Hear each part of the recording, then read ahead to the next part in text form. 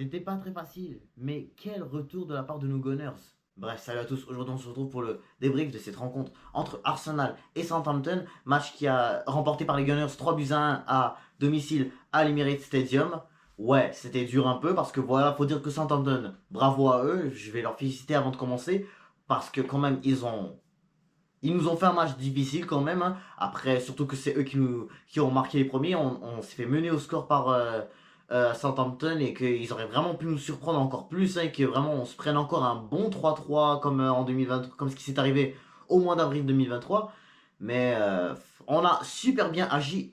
Et je vais vous expliquer dans cette vidéo comment je trouve que l'équipe a bien agi face à cette équipe de Southampton, surtout après être mené 1-0, parce que souvent c'est presque difficile que quand on n'arrive pas à marquer en première mi-temps et que là on se prend un but, c'est souvent difficile de revenir dans le match, mais vraiment j'ai beaucoup aimé cette façon d'agir. Mais avant de commencer, n'hésitez pas à vous abonner, liker, commenter, ça fait toujours un très grand plaisir de vous avoir dans mes vidéos.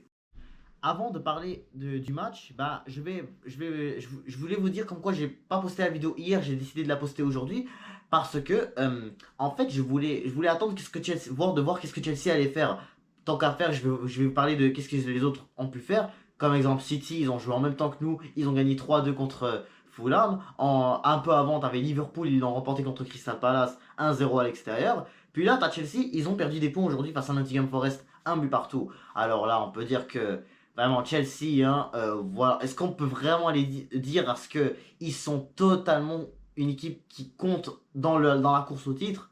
C'est pas très sûr. On peut dire oui et on peut dire que non un peu. Parce que là, pourquoi je dis oui? Parce que voilà, au final, il reste toujours qu'ils sont pas faciles à affronter. Il reste toujours comme quoi c'est un club qui a vraiment une très belle attaque, qui a vraiment des bons joueurs. On peut dire qu'ils ont des bons joueurs. Mais par contre, c'est juste vraiment parfois ils se font surprendre ou parfois il y a des équipes qui arrivent à les ridiculiser dans le jeu. C'est comme le cas de Nottingham Forest aujourd'hui qui ont réussi à vraiment à mener au score et qui ont réussi même à prendre un point sur cette équipe de Chelsea. Quand même, hein, c'est pas tout, ça se dit pas. C'est sûr qu'ils ont toujours pas de défaite depuis la dernière fois contre City, mais c'est pas toujours simple pour cette équipe des Blues là pour vraiment pour que vraiment on peut dire qu'ils sont dans la course au titre parce que voilà il y a déjà trois clubs qui sont devant eux, nous, Liverpool et Arsenal et City je voulais dire, mais cette équipe de Chelsea pour de vrai il faut dire que voilà à une journée de Liverpool voilà ça peut mal aller pour eux, hein, parce que voilà, c'est aujourd'hui, ils se prennent il s'est fait prendre une égalité à domicile face à Nottingham Forest. Ça ne sont pas très bons pour eux, mais on sait jamais. Alors parlons de l'équipe. Et là, on va commencer par parler du gardien David Raya. Bah lui, David Raya, on peut pas vraiment dire qu'il y a grand chose sur lui. Bah voilà, c'était pas vraiment sans problème le fait qu'on a concédé, mais même à ça, quand on s'est fait prendre un but, mais il n'y a pas vraiment eu de gros occasions de la part de Southampton qui a été cadrée. À part que voilà, il y a eu une volée, mais elle n'a pas été assez puissante pour surprendre notre gardien.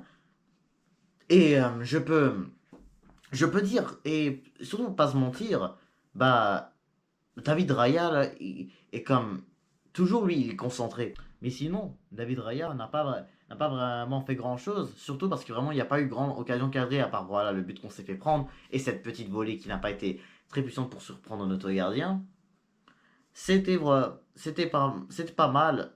Vraiment, les occasions que David Raya s'est fait prendre de cadrer, là, mais sinon, voilà, il n'y a pas vraiment eu grand chose de cadrer, à part que voilà, il y a eu quand même un poteau de. Il y a eu, je crois, deux poteaux de la part de Southampton. Ouais, deux poteaux, et pour marquer là, mais ça reste que David Raya n'a rien à voir avec ça. Donc, David Raya, toujours, il va rester excellent, hein. Sûr que là, ça fait déjà, je crois, deux matchs là. Ça fait déjà, je crois, deux matchs de première ligue qu'on voit pas vraiment de gros arrêts de sa part.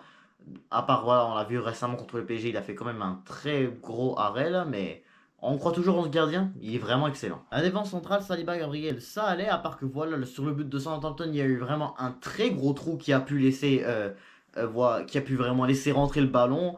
Donc c'est pour ça, entre autres, que je dis que Ryan n'a pas, tout à l'heure à Ryan, je disais que Ryan n'avait rien à voir là-dessus, mais Saliba, Gabriel, ils ont vraiment laissé un trou pour que le ballon entre. Et vraiment, c'est des erreurs qui peuvent arriver à tous les défenseurs. On peut pas vraiment critiquer ça, mais la défense reste toujours forte.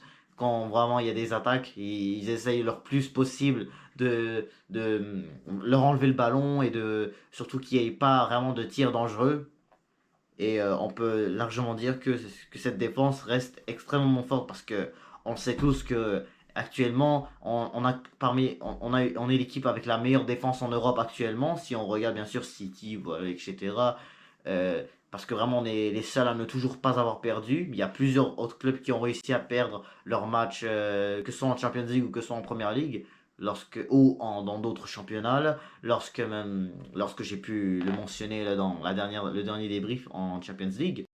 Mais cette défense, excellente. Et par contre, ce qui était vraiment le plus gros problème de la défense, je dis pas vraiment que c'était un énorme problème, parce que Calafiori, c'était dur un peu, parce que quand même, il perdait un peu des ballons. C'était un peu dur, parce que voilà, quand même, il faut dire que les attaquants de Southampton, parce que quand même, il y avait quand même une occasion qui était pas loin, c'était un peu à cause de lui, je pense, juste avant que Southampton marque, il y avait comme une occasion qui allait presque être un but, mais comme c'était comme le but face à face, mais il l'a mis au-dessus l'attaquant des Saints. Mais Calafiori, faut dire que lui aussi c'est un joueur qui peut parfois se faire remonter derrière, qui peut parfois se faire passer derrière le dos lors d'une attaque. Ça est arrivé la même chose avec Hakimi lors du match face au Paris Saint-Germain. Là, face à Southampton, c'était un peu plus compliqué, je peux dire, mais ça allait quand même un petit peu. Hein. Faut dire que parfois faut pas vraiment dire que pour une erreur, faut dire que ça n'a pas allé. Ça peut parfois arriver ces genres de trucs. Mais Calafiori, c'était bien. Mais par contre, c'est la vraie question. Ouais, Partey, il a quand même été un peu bon. Il n'était pas très très mauvais. Mais pourquoi est-ce qu'on l'a vu en latéral droit? Pourquoi est-ce qu'on l'a vu en latéral droit? Pourquoi Timber n'a pas joué? Pour de vrai, j'en sais rien. Ce que je sais pas, j'ai entendu, il avait peut-être une petite blessure et tout. Il voulait peut-être pas le faire jouer aujourd'hui. Mikel Arteta, il décide de mettre Partey. Bah pourquoi à la place de mettre Partey? Bah oui, c'est vrai, Ben White, Zichenko, ils étaient tous pas là. Rentrer Tomiyasu a pu rentrer, ça allait, mais Partey, c'est vraiment pas trop sa place. Le latéral droit, là. C'est c'est pas si on peut vraiment dire que Partey n'était pas excellent, on peut comprendre un peu parce que c'était un peu son c'était pas son poste, c'était juste pas son poste. Parce que sinon au milieu parce que là en fait le milieu et l'attaque là c'était à peu près la même chose que face à City. On avait un Jorginho Rice et sinon à côté de Jorginho Rice, il y avait Saka et Sterling et en avant il y avait Gabriel Jesus et Kai Havertz. Alors oui, Rice c'était bien là, c'était dur un peu quand il était dans l'axe là parce que il arrivait pas toujours à tirer parce que Southampton quand même il faut dire qu'ils étaient excellents surtout en première mi-temps là en défense parfois ça allait super bien. Ramsdale aussi de leur côté hein, Ramsdale en parlant de Ramsdale de leur côté là il a fait ce qu'il a fait là, il a fait son match, ça allait pas trop. Mais pour revenir à notre équipe, Jorginho a pu faire un tir qui était pas loin d'être un but. C'était pas mal ça que je me rappelais de ce joueur-là. Sinon, tu as Declan Rice, lui aussi. Comme je disais tout à l'heure, pas trop de. Un peu difficile. Souvent vraiment, toujours parfois, quand on a des corners, parfois il reste parfois souvent vraiment devant le carré pour essayer de tirer. Parfois, les tirs pour lui, c'est un peu compliqué. Là, on comprend parfois que c'est pas toujours évident, surtout que quand il y a une défense énorme devant toi, comme qu'est-ce qu'il y avait Southampton, surtout vraiment avant qu'il marque. Mais le milieu, en général, ça allait quand même. L'attaque, ça allait bien, mais sauf Gabriel Jesus et Sterling. Alors oui, on comprend qu'en même temps, que tu joues face à Southampton, c'est pas vraiment le fait qu'on doit changer tout, mais parfois, on peut changer quelques-uns un peu. Parce que là, oui, bravo, oui, super. On a gagné face au Paris Saint-Germain, là, face à Southampton, tu peux parfois faire des changements un peu. Voilà, exemple, on a vu Sterling et Jesus titulaires qui s'étaient pas censés normalement être titulaires. Je m'attendais à voir Trossard et Martinelli titulaires. Et vraiment, quand les temps ont rentré, c'est ça qui a fait changer le match surtout. Mais en tout cas, on va parler maintenant de Sterling parce que là, le vrai problème du but là, le vrai problème du but de Southampton, c'était pas mal la faute de Sterling. Sterling, il y avait une perte de balle et voilà, ce qui a vraiment permis à cette équipe de Southampton de faire une contre-attaque et pouvoir la mettre dans les buts. Et sinon, Sterling, parfois, des fois, il a un peu de problème à lever sa tête, parfois, lui aussi. Parce que quand tu remarques que ce joueur, il est là comme ça, là, il veut il est là comme ça, en train d'essayer de centrer. Parfois, il essaie de. Alors, est-ce que des fois, on ne sait pas ce qu'il veut centrer ou est-ce qu'il veut parfois tirer? C'est parfois dur. C'est parfois la même chose avec ce joueur-là. C'était pas vraiment son match non plus, mais comme en même temps, il était un peu reculé aussi. Parce que là aussi, tu avais un Gabriel Jesus qui était pas non plus, qui était vraiment pas exceptionnel non plus, vraiment flop. Il avait raté une très bonne occasion pour mener au score au début de la deuxième mi-temps. Ça va mal son début de saison à lui, hein. Mais vraiment, là, avec les changements qu'on a fait, Trossard et Martinelli, là, tout a changé en rentrant Tomiyasu aussi. On a rentré aussi Kivior en défense. Et bien sûr, Mikel Merino qui a pu rejouer de nouveau cette saison. Et je peux vraiment dire que ça a tout changé ce match-là. Parce que, on va commencer par déjà parler de Trossard, parce que lui qui a mis l'égalité déjà, c'est Kai Havertz. Kai Havertz aussi, c'était exceptionnel, toujours capable de gagner ses duels. Parce que voilà, en fait, Saka avait récupéré le ballon, là, il y a eu la passe décisive pour Martinelli. Et Martinelli a pu la mettre. En fait, je suis pas sûr, parce que je crois que c'était Jorginho qui l'avait récupéré là, ou Saka l'avait directement, là, mais je me souviens, je crois que Jorginho avait passé à Saka, ensuite Saka l'avait passé à Havertz, et Havertz a égalisé pour la mettre dans les buts. C'était vraiment magnifique parce que juste après qu'on mène au score, qu'on se fait mener au score, et on égalise juste après, c'était ça que vraiment fallait s'attendre, parce que tu mènes 1-0 face à une équipe qui n'a pas encore gagné en première ligue, c'est un peu inquiétant, mais on sait bien gérer. Saka, c'était vraiment excellent, hein. C'était pour moi le meilleur joueur hier. Hier, c'était vraiment pour moi le meilleur joueur. Saka, il a fait une superbe passe décisive à Verts, mais surtout une superbe passe à Martinelli. Martinelli, d'ailleurs, du côté des Gunners, il est rentré. Il est du côté du bon, là, il est rentré. Et juste un peu après qu'il rentre, il marque. Et bien sûr, Trossard lui aussi, là, c'est lui qui a comme fait un peu l'attaque pour que voilà, il donne le but à Bukayo Saka. Et Saka, voilà, il a un but, deux passes décisives. La première passe décisive, c'était à Havertz. Et la deuxième, à Martinelli. Elle était vraiment super, la passe de Martinelli. Vraiment une très belle passe décisive. Et vraiment, et vraiment, c'était vraiment la bonne façon d'agir parce que vraiment, parce que là, ça va être le temps de vous expliquer pourquoi je dis qu'on a pas bien, comment on a bien agi après qu'on s'est fait constater le but.